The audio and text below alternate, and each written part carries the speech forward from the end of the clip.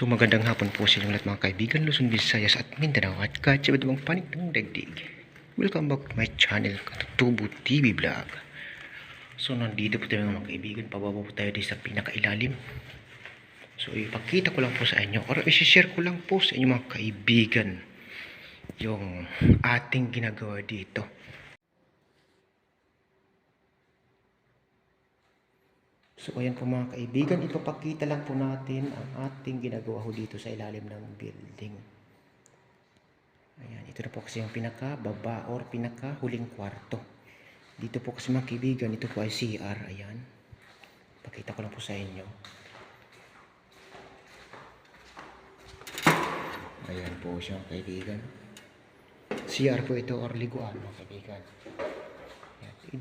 Dito naman po banda mga kaibigan, ito ay kwarto na ginagamit ng mga tao kapag may pumupunta ho dito. Ayan. So ito po mga kaibigan yung ating pinagkakaabalahan po dito. Ayan, ito po yung swimming pool ng aking amo. Ito po ay kanyang pinapaayos or pinapalinis sa amin dahil sa kadahilanan na ito kanyang ipapatapos or ipapagawa. Ayan. So marami pa pong mga nakalagay dito mga kaibigan na PVC at saka kawad or wire ng kuryente mga kaibigan. Ayan. Kaso nga lang nabawasan na po namin, natanggal na po. Pati po yung nandoon yung pangkisame sa gilid ng pintuan ho yung nandoon, natanggal na rin po mga kaibigan. So kaunti na lang po dito ang natira. Hindi katulad po dati na sobrang napakatambak. Ayan. Marami pong mga kalat po dito, parang basurahan ng katumbas mga kaibigan. So pinakita ko lang po sa inyo kung ano pong ating mga ginagawa ho dito. Kaso nga naman kaibigan, wala lang po tayong kasing stand ng camera dahil ang ating stand ng camera ay nasira yung pinakadulo sa ilalim, nabali. So naghihiram lang po tayo ng stand ng camera. Kaso nga lang wala naman po yung aking kaibigan dito mga kaibigan dahil siya ay nag-check ng sound system sa AVR. Hindi naman po tayo nakahiram kanina. Ngayon ko lang po kasi napag-isipan na mag-video. Sabi ko kasi tamang-tama pinapalinis itong swimming pool sa ilalim ng building. So ang mangyayari pag malinis na, hindi ko na mabibidyohan, hindi na maulit yung dating magulo mga kaibigan. Kaya binidyohan ko na lang po ngayon para kumbaga remembrance ba. So pag ito ay maipaayos na, maging maganda na siya, hindi na po maging magulo ang itsura nito. Baka marami na pong pampaganda or maganda na siyang tingnan mga kaibigan. Itong swimming pool ng aking amo. Ayan, malaki po siya eh. Laki naman ang swimming pool ng amo ko mga kaibigan. Grabe. At saka malalim po doon banda. Dito banda mga kaibigan, mababaw. Pero doon banda, sobrang lalim. Siguro may nasa 7. Ayan. So, medyo nakakatakot lang po kasi mga kaibigan dito kung ikaw ay mag-isa or matakotin. Dahil minsan po kasi mga kaibigan ako ay naglilinis po dito mag-isa. Dito po kasi nakakita ko ng anino dyan mga kaibigan. No? Tumakbo siya. Dito galing papunta doon. Tapos yung nandun mga kaibigan sa may ilaw na parang blue. Makita nyo sa tabi noon. Sa tabi ng pintuan pala. May nakita din po akong ulo ng tao na pantay lang siya doon sa hollow blocks. Ayan, turo ko sa inyo mamaya mga kaibigan. Kaya medyo hindi ko alam kung baka namata-mata lang po ako or nagkataon lang baga. Ayan. So yan po mga kaibigan, pinakita ko lang po sa inyo yung ating ginagawa dito.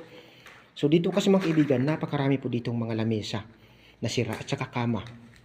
Ito po yung mga tira-tira mga kaibigan.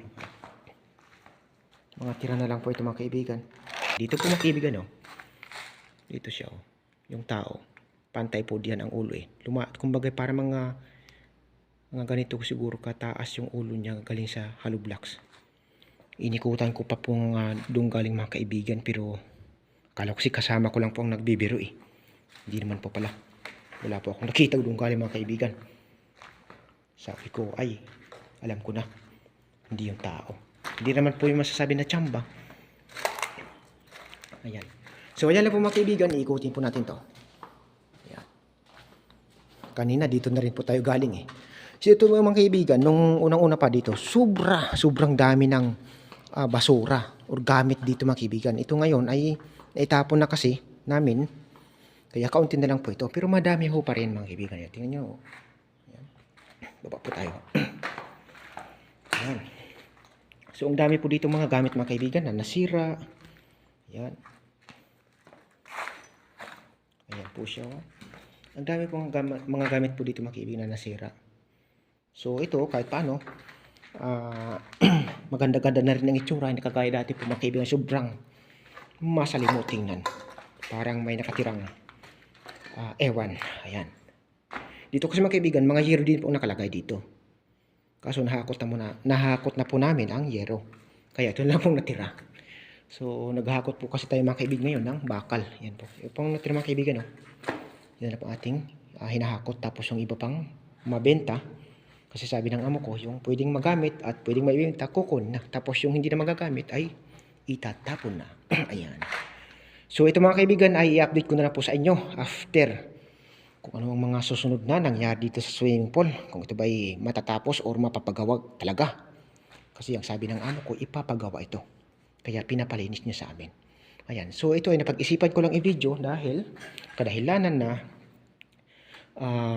ganito po kasi ang itsura niya, magulo mga kaibigan. So, kapag naayos na po ito, naging maganda na, ibang part naman po yun. Kumbaga, itong una, medyo pangit pa. Kung sa isang salita, pangit pa.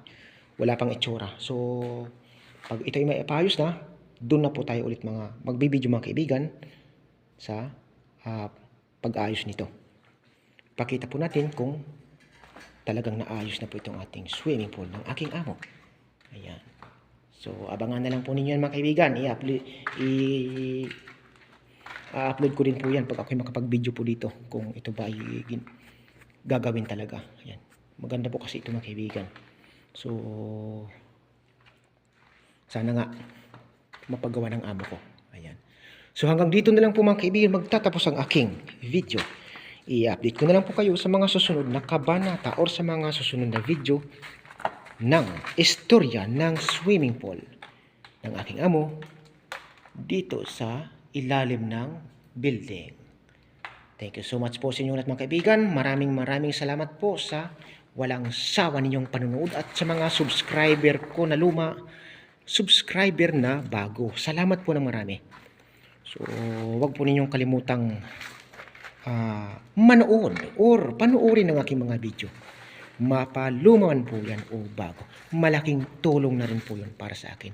At higit sa lahat po, kung nagustuhan po ninyo aking video, huwag po ninyong kalimutang mag-like, mag-share or i-share at higit sa lahat, mag-subscribe para lagi pa rin po kayong updated sa mga susunod kong video na i-upload mga kaibigan. So, hanggang dito na lang po tayo mga kaibigan. Maraming salamat po sa inyong lahat. God bless us all mga kaibigan. Babayu! Chewing!